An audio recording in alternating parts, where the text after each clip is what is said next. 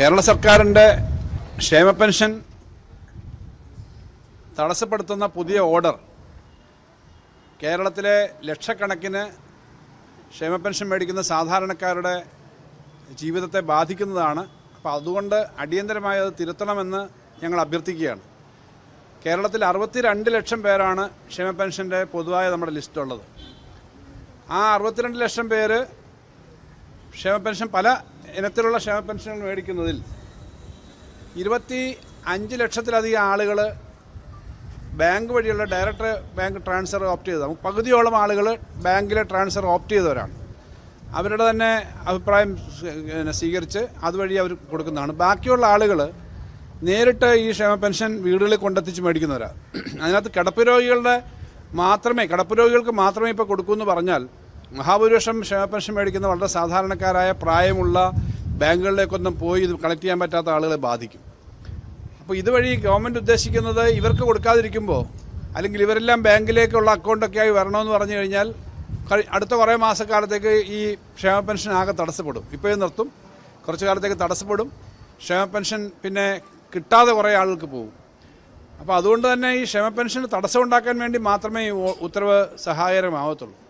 നേരത്തെ post office വഴി നടത്താനൊരു ശ്രമം നടത്തിയിരുന്നു. കൃത്യമായ ആളുകൾക്ക് കിട്ടാത്തതുകൊണ്ടാണ് ഈ സഹകരണ ബാങ്ക് വഴി കൊടുക്കാനായിട്ട് തീരുമാനിച്ചത്. എല്ലാ മേഖലയിലും സഹകരണ ബാങ്കുകൾ വഴി ഓപ്റ്റ് ചെയ്ത് കുറച്ച് ആളുകൾ മേടിക്കുന്നുണ്ട്.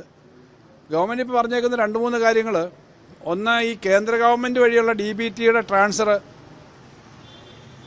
വഴിയുള്ള ട്രാൻസ്ഫറെ കേന്ദ്ര ഗവൺമെൻറ് അനുവദിക്കത്തുള്ളൂ. അതുകൊണ്ട് എല്ലാം ബാങ്ക് വഴി കണക്ട് ചെയ്തില്ലെങ്കിൽ നടക്കില്ല എന്നുള്ള കാര്യം പറഞ്ഞു. യഥാർത്ഥത്തിൽ കേരളത്തിലെ കേന്ദ്ര ഗവൺമെൻറ്റിൻ്റെ നിന്ന് കിട്ടുന്ന പെൻഷൻകാർ ആകെ ചെറിയൊരു ശതമാനമേ ഉള്ളൂ. ചെറിയ തുകയാണ്. നമ്മൾ പിന്നെ 8 ലക്ഷത്തി ചില്ലാനം ആളുകൾക്ക് മാത്രമാണ് സെൻട്രൽ ഗവൺമെൻറ് ഏതെങ്കിലും ഒരു പെൻഷൻ കിട്ടുന്നത്. അതൊരു 300 രൂപ മുതൽ 500 വരെ, ആകെ ചെറിയൊരു ശതമാനമേ ഉള്ളൂ.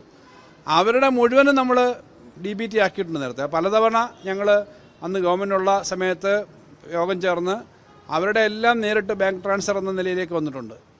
ആധാർ ലിങ്ക് ചെയ്തതാണ് മിക്കവാറും എല്ലാ ക്ഷേമ പെൻഷനും ആധാർ ലിങ്ക് ചെയ്യുന്നതിന് നേരത്തെ തീരുമാനം എടുത്തിട്ടുണ്ട്. ഇടയ്ക്കിടയ്ക്ക് ഓരോ വർഷവും ഇത് പുതുക്കുന്നതിന് വേണ്ടി തീരുമാനം എടുത്തിട്ടുണ്ട്. അതുകൊണ്ട് ആ കാര്യങ്ങളെല്ലാം നേരത്തെ നടപ്പിലായതാണ്. ഇപ്പോൾ കേന്ദ്ര ഗവൺമെൻറ്റിൻ്റെ കയ്യിൽ നിന്ന് കിട്ടുന്ന പണത്തിന് യാതൊരു തടസ്സവും വരില്ല. ബാങ്കുകളുമായിട്ടുള്ള റീകൺസിലിയേഷൻ കൃത്യമായിട്ട് നടത്താവുന്നതാണ്.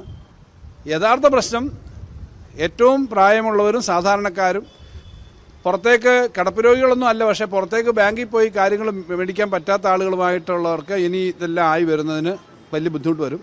അപ്പോൾ ഇത് പതുക്കെ ഈ ക്ഷേമ പെൻഷൻ എന്ന് പറയുന്ന സമ്പ്രദായം ദുർബലപ്പെടുത്താനും ഇല്ലാതാക്കാനുള്ള ശ്രമത്തിൻ്റെ ഭാഗമാണ്. ഇവിടെ ഒരു കാര്യം ശ്രദ്ധിക്കുന്നത് നന്നാവും. നേരത്തെ ഈ ഡയറക്റ്റ് ബാങ്ക് ട്രാൻസ്ഫർ സിസ്റ്റം കൊണ്ടുവന്നിരുന്നു ഗ്യാസ് സബ്സിഡിക്ക്.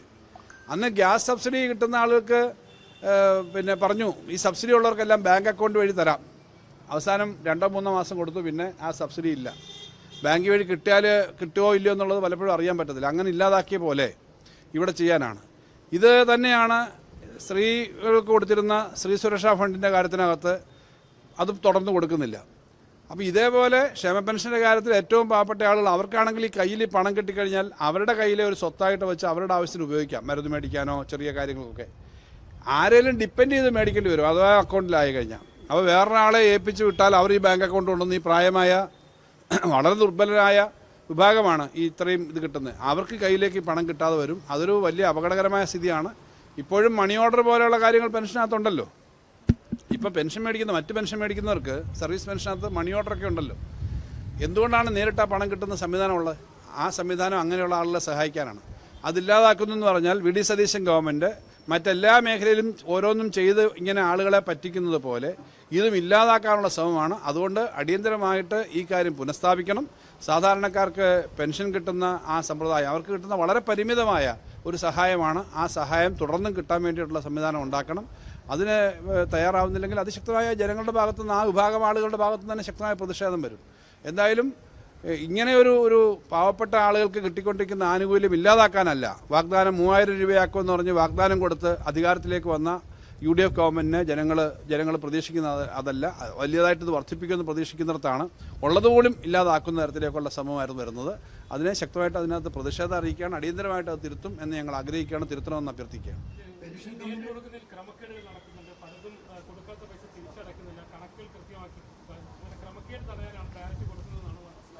ക്രമക്കേട് തടയാൻ വേണ്ടി ഇത് ഈ എലിയെ പേടി ചില്ലം ചുടുക എന്ന് പറയുന്നൊരു ഒരു പഴഞ്ചൊല്ലുണ്ടല്ലോ, അതിങ്ങനെയുള്ള ആളുകളെ പറ്റിയാണ്.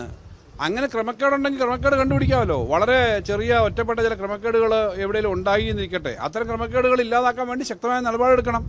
കാരണം ഇത് റിക്കൺസൈൽ ചെയ്യണം, ബാങ്കുമായിട്ടുള്ള റിക്കൺസിലിയേഷൻ ഉണ്ട്, കൃത്യമായി ഇത്ര ദിവസം കണക്ക് കൊടുക്കണം, അതൊക്കെ ഉണ്ട്. ചിലപ്പോൾ അതിനകത്ത് പോരായ്മ വരുന്ന സ്ഥാപനങ്ങളുണ്ടെങ്കിൽ ആ സ്ഥാപനങ്ങളുടെ നിന്ന് അത് കിട്ടാനുള്ള നടപടിക്രമങ്ങൾ സ്വീകരിക്കണം. പക്ഷെ അതിന് പകരം സംഭവം തന്നെ ഇല്ലാതാക്കാൻ ശ്രമിച്ചാലോ? ബാങ്കുകളിലും ഇതേ ക്രമക്കേട് ചിലപ്പോൾ വരാമല്ലോ. ഇപ്പോൾ മരിച്ചുപോയ ആളുകളുടെ അക്കൗണ്ടിലേക്ക് പണം വന്ന് വീഴുന്ന അനുഭവം ഉണ്ടല്ലോ, അത് ചിലപ്പോൾ റിപ്പോർട്ട് ചെയ്യാതെ എടുക്കുന്ന സ്ഥിതി ഉണ്ടാവുമല്ലോ. ഒറ്റപ്പെട്ട ചില കേസുകൾ നമ്മുടെ ശ്രദ്ധയിൽപ്പെട്ട് ചില ആൾ മരിച്ചുപോയി, കുറച്ച് നാൾ ഈ ഇടയ്ക്ക് അവർ വീണ്ടും മസ്റ്റർ ചെയ്യുന്നില്ല, ആ പണം ആ ബാങ്ക് അക്കൗണ്ടിലേക്ക് ചെല്ലും. സാധാരണഗതിയിൽ ആ ബാങ്ക് അക്കൗണ്ടിൽ അത് റിപ്പോർട്ട് ചെയ്തിട്ട് തിരിച്ച് സർക്കാരിലേക്ക് അടയ്ക്കേണ്ടതാണ്. എന്നാൽ ഒറ്റപ്പെട്ട കേസുകളിൽ ഇത് ഈ ബാങ്ക് ATM കാർഡ് വെച്ചൊക്കെ എടുക്കുന്ന ആൾ എടുക്കത്തില്ലേ, അത് ഒറ്റപ്പെട്ട കേസുകൾ വരാം. അപ്പോൾ ഏതെങ്കിലും ഒരു സ്ഥലത്ത് ഒരു ക്രമക്കേട് നടന്നിട്ടുണ്ടെങ്കിൽ ക്രമക്കേടിന് സാധ്യതയുണ്ടെന്ന് പറഞ്ഞ് ഒരു സമ്പ്രദായം തന്നെ ഇല്ലാതാക്കുക എന്ന് പറഞ്ഞാൽ ശരിയല്ല. നിങ്ങൾ വീടുകളിൽ പോയിട്ട് കുറച്ച് ആളുകളെ കണ്ടു നോക്ക്, ഈ മേടിക്കുന്ന ആളുകൾ അവർ പലരും ഇങ്ങനെ ബാങ്കിൽ വന്ന് അക്കൗണ്ട് എടുത്ത് പോയി ചെയ്യാൻ പറ്റുന്ന പരിചയസമ്പന്നരല്ല. നല്ലൊരു ഭാഗം ആളുകളും ഈ സമ്പ്രദായങ്ങളോടൊന്നും വലിയ ബന്ധമില്ലാത്തവരാണ്. അപ്പോൾ അങ്ങനെയുള്ള ആളുകൾക്ക് കിട്ടിക്കൊണ്ടിരിക്കുന്ന ഒരു ആനുകൂല്യം ഇല്ലാതാക്കുന്ന ഒരു അവസ്ഥ വരും. അത് തെറ്റായ, നേരത്തെ ഞാൻ പറഞ്ഞു, കേന്ദ്ര സർക്കാരിൻ്റെ കാര്യത്തിനകത്ത് കേന്ദ്ര സർക്കാരിൻ്റെ പണം കിട്ടാത്ത DBT പറഞ്ഞല്ലോ, ഞാൻ കൃത്യമായി പറഞ്ഞല്ലോ, 8,40,000-ലധികം ആളുകൾ കേന്ദ്ര സർക്കാരിൻ്റെ 200 രൂപയും 300 രൂപയും കിട്ടുന്നുണ്ട്. അന്നൊരിക്കൽ ഞാൻ മന്ത്രിയായിരിക്കുമ്പോൾ നിങ്ങൾ ഉന്നയിച്ചൊരു പ്രശ്നമുണ്ട്, ചില ആളുകളുടെ പണം വന്നില്ലെന്ന് പറഞ്ഞില്ലേ. കേന്ദ്ര ഗവൺമെൻറ്റിൻ്റെ പണം നേരെ DBT വഴി കിട്ടാത്തതായിരുന്നു. അത് കേന്ദ്ര ഗവൺമെൻറ് DBT കൊടുക്കുന്നതെല്ലാം അങ്ങനെ ആക്കിയിട്ടുണ്ട്. രാഷ്ട്രീയമുണ്ട്. കാരണം ഈ ബാങ്കുകൾ ഭൂരിപക്ഷവും അല്ലെങ്കിൽ ഇടതുപക്ഷമായി ബന്ധമുള്ള ഭരണസമിതികളാണ്. അപ്പോൾ ഈ ഇടതുപക്ഷ പ്രവർത്തകരും ജനങ്ങളുമായിട്ടുള്ള ബന്ധം, അതിനുള്ള അത്തരം ഒരു തീരുമാനം രാഷ്ട്രീയം ഇതിനകത്തുണ്ടോ? അങ്ങനെ രാഷ്ട്രീയം കാണാനാണ് പോകുന്നതെങ്കിൽ അതങ്ങേറ്റ അബദ്ധമല്ലേ. കേരളത്തിലെ സഹകരണ പ്രസ്ഥാനത്തിനകത്തെല്ലാം ഇടതുപക്ഷത്തിനല്ലല്ലോ. ഇപ്പോൾ ഉദാഹരണം എടുത്താൽ പല ജില്ലകളിലും നല്ലത് ഭാഗം സ്ഥാപനങ്ങൾ പിന്നെ UDFൻ്റെ നിയന്ത്രണത്തിലുണ്ടല്ലോ. അങ്ങനെയൊക്കെ ചിലത് ചിന്തിക്കുന്നുണ്ടാവും. അദ്ദേഹം ഒരു മുഖ്യമന്ത്രി പറയാൻ പാടില്ലാത്ത തരത്തിലേക്ക് കഴിഞ്ഞ ദിവസം ഒരു ജീവനക്കാരുടെ സംഘടനാ സമ്മേളനത്തിൽ സംസാരിക്കുന്നുണ്ട്. ഒരു മുഖ്യമന്ത്രി പറയാൻ പാടില്ലാത്തതാണ്. ഇപ്പോൾ എല്ലാവരും ഇനിയും ശരിയാക്കും, ഇനിയും ട്രാൻസ്ഫർ ചെയ്യും. മുഖ്യമന്ത്രി എന്ന് പറഞ്ഞാൽ കോൺഗ്രസ് സംഘടനയുടെ ആൾ മാത്രമാണോ, അല്ലെങ്കിൽ ലീഗിൻ്റെ ആൾ മാത്രമാണോ? മുഖ്യമന്ത്രി എന്ന് പറഞ്ഞാൽ കേരളത്തിലെ നിങ്ങളുടെ എല്ലാം കൂടി മുഖ്യമന്ത്രിയാണ്. എനിക്കെതിരെ വാർത്ത കൊടുക്കുന്ന TV ചാനലുകളെ ഞാൻ ശരിയാക്കുമെന്ന് പറയുന്നത് വല്ലേ ഉള്ളൂ. TV ചാനലുകൾ സ്വതന്ത്രമായ അഭിപ്രായം പറയും, പത്രങ്ങൾ സ്വതന്ത്രമായ അഭിപ്രായം എഴുതും. ഞാൻ ഇനിയും ഇങ്ങനെ ശരിയാക്കും, എല്ലാവരെയും ഓർത്തു വെച്ചിട്ടുണ്ടെന്ന് പറയാൻ പറ്റുന്ന വാക്ക് മുഖ്യമന്ത്രി പറയാൻ കൊള്ളുന്നതാണോ? കോൺഗ്രസ് സംഘടനയുടെ ആളുകളും കോൺഗ്രസ് പ്രവർത്തകരും പോലും പറയുന്നുണ്ടല്ലോ ഒരു മുഖ്യമന്ത്രി ഇങ്ങനെ പറയാൻ പാടില്ല എന്ന്. അപ്പോൾ അങ്ങനെ രാഷ്ട്രീയം, ഇതിനകത്ത് ഏത് കാര്യത്തിനും രാഷ്ട്രീയം കാണലാണോ വേണ്ടത്? അതിനകത്ത് അദ്ദേഹം ഈ കാര്യങ്ങൾക്ക് എന്താണ് അദ്ദേഹത്തിന് പറ്റിയെന്ന് എനിക്ക് മനസ്സിലാവുന്നില്ല. ഒരു നല്ല സിസ്റ്റം ഉണ്ടായിരുന്ന, വർഷങ്ങൾ വഴി നമ്മൾ ശരിയാക്കിയെടുത്തൊരു സിസ്റ്റം ഉണ്ടായിരുന്നത് ഇല്ലാതാക്കരുത്. ഇതിൻ്റെ അർത്ഥം, ഇതിൻ്റെ ഫലമായിട്ട് വരുന്നത് എന്താ? ഇത് കറക്റ്റ് ചെയ്യാനായിട്ട് പോവും. 5-6 മാസക്കാലം ബാങ്ക് അക്കൗണ്ട് എടുക്കുന്നത് നോക്കിയൊക്കെ ഈ പാവങ്ങൾ പോയി ബാങ്ക് അക്കൗണ്ട് എടുക്കാത്ത സമയത്ത് അവർക്ക് പെൻഷൻ കിട്ടത്തില്ല എന്ന് പറഞ്ഞാൽ ഒരു 3-4 മാസം അല്ലെങ്കിൽ 1 വർഷമൊക്കെ ഇവർ പോയി പെൻഷന് പേപ്പർ ശരിയാക്കിയില്ല, പെൻഷൻ ഇല്ല. അപ്പോൾ ഇത്രയും പേരുടെ പെൻഷൻ കൊടുക്കാതിരിക്കാനുള്ളൊരു മാർഗ്ഗമായിട്ട് അത് സ്വീകരിക്കും. ഇപ്പം തന്നെ ബാങ്ക് അക്കൗണ്ട് എടുക്കാവുന്ന ആളുകൾ 10-25 ലക്ഷം 30 ലക്ഷത്തോളം ആളുകൾ എടുത്തിട്ടുണ്ടെന്നല്ലേ കണക്കുകൾ. ഇനി എടുക്കാമല്ലോ. അത് അങ്ങനെ എടുക്കാവുന്നവർക്ക് എടുക്കാം. ബാക്കി ഇങ്ങനെ വീട്ടിൽ കൊടുക്കണമെന്നുള്ള ആളുകളുടെ മാത്രം ഓപ്ഷൻ വെച്ചല്ലേ ഇത് കൊടുക്കുന്നത്. അതിനകത്ത് ഇൻസെൻറ്റീവ് വലിയ തുക കൊടുക്കുന്നു എന്നൊരു കാര്യങ്ങൾ, വലിയ തുകയൊന്നുമല്ല, ഇൻസെൻറ്റീവ് കൊടുക്കുന്നുണ്ട്. ഇൻസെൻറ്റീവ് സാധാരണ കൊടുക്കാവുന്ന ഇൻസെൻറ്റീവ് കൊടുക്കുന്നുണ്ട്. അത് നേരത്തെ ഉണ്ടായിരുന്ന ഇൻസെൻറ്റീവ് കുറച്ചാണ് നിശ്ചയിച്ചേക്കുന്നത്. അത് ഇപ്പോൾ 2 മാസത്തെ ഒരുമിച്ച് കൊടുത്താലും ആ ഒരൊറ്റ ഇൻസെൻറ്റീവേ ഉള്ളൂ, ഒരു മാസത്തിനല്ല. ഇപ്പോൾ 2 മാസത്തെ 4,000 രൂപ ഒരുമിച്ച് കൊണ്ട് കൊടുക്കുകയാണെങ്കിലും ഒരു പ്രാവശ്യം കൊടുക്കുന്നതിന് ഇൻസെൻറ്റീവാണ്. അപ്പോൾ അത് ഇല്ലാതാക്കാൻ ശ്രമിക്കാൻ പാടില്ല. ആളുകൾക്ക് കിട്ടുന്നൊരു വലിയ ആശ്വാസമാണ് ഈ ക്ഷേമ പെൻഷൻ. രാഷ്ട്രീയമൊന്നുമില്ല. ഇപ്പം കേരളത്തിൽ രാഷ്ട്രീയം നോക്കുകയാണെങ്കിൽ കിട്ടുന്ന ആളുകളുടെ കണക്ക് നോക്കിയാൽ ഇടതുപക്ഷക്കാരാണോ ഭൂരിപക്ഷം?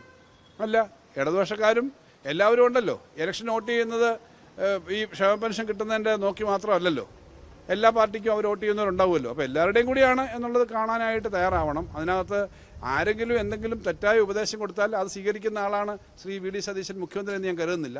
അദ്ദേഹത്തിൻ്റെ തന്നെ സ്വന്തം ബുദ്ധിയിലാണ് ഇത് തോന്നുന്നതെങ്കിൽ അങ്ങേയറ്റം അപകടകരമാണെന്നേ പറയാനുള്ളൂ.